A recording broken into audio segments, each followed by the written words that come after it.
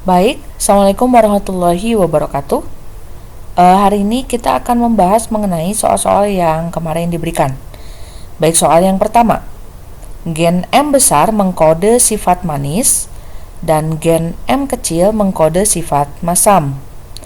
Gen B besar mengkode sifat buah besar dan gen B kecil mengkode sifat buah kecil. Ya, tuliskan kemungkinan kode genotip untuk buah mangga besar dan manis. Ya, kita tahu M besar untuk manis, M kecil untuk masam, B besar buat buah besar, sedangkan B kecil untuk buah yang kecil. Yang ditanyakan adalah buah mangga besar manis. Ya, maka besar itu dikode oleh huruf B besar, sedangkan manis itu oleh huruf M besar. Alelnya ini bebas, boleh besar, boleh kecil, karena dia besar manis ya. Boleh besar, boleh kecil.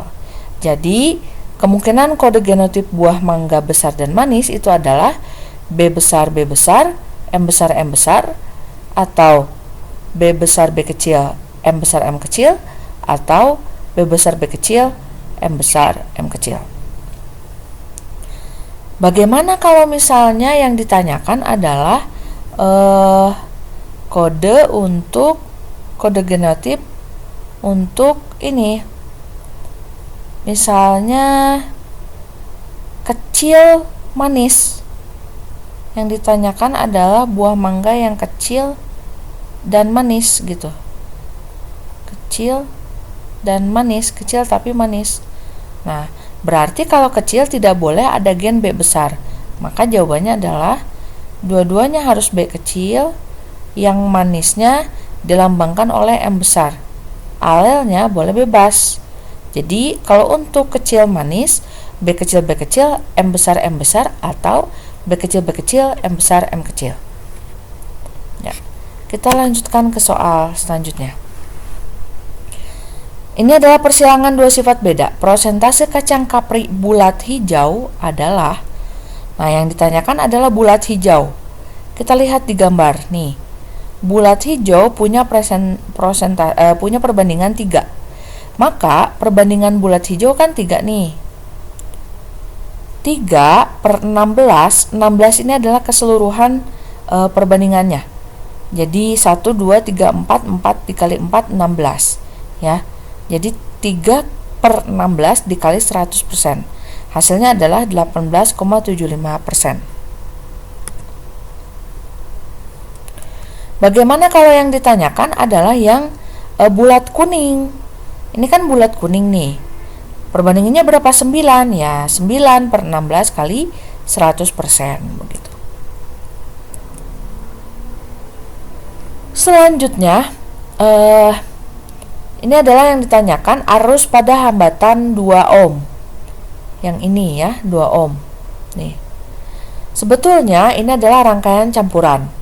Maka kalau kita cari hambatan pengganti pada bagian paralel yang ini ya, maka kita akan dapatkan 1/R paralel sama dengan 1/3 ditambah 1/4 ditambah 1/4. Kita samakan dulu penyebutnya semua, maka kita akan dapatkan 1/R paralel sama dengan 10/12. Ini kita jumlahkan ya, 4 tambah 3 tambah 3 ya, hasilnya adalah 10/12. Karena yang kita cari adalah R paralel, bukan 1/R paralel, maka R paralelnya itu adalah 12/10 dibalik. Jadi 1,2 ohm. Hambatan totalnya kita tambahkan dengan 2 ohm yang tadi, yang ini. Jadi 2 ohm ditambah 1,2 ohm. Hasilnya adalah 3,2 ohm. Ini R totalnya.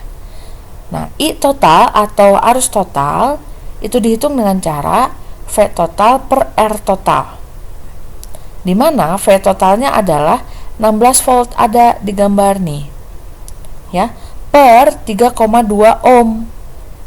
Dari sini tadi R total, maka hasilnya adalah kalau ini kalikan 10, 160, ini kalikan 10, 32. 160 dibagi 32 adalah 5 ampere.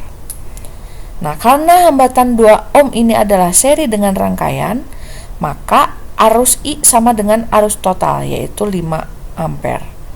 Jadi arus pada hambatan 2 ampere ini adalah 2 ohm ini adalah 5 ampere. Bagaimana jika yang ditanyakan adalah arus pada hambatan paralel?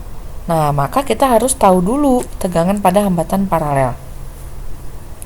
Misal yang akan dicari adalah arus pada hambatan 3 dan 4 ohm, ya.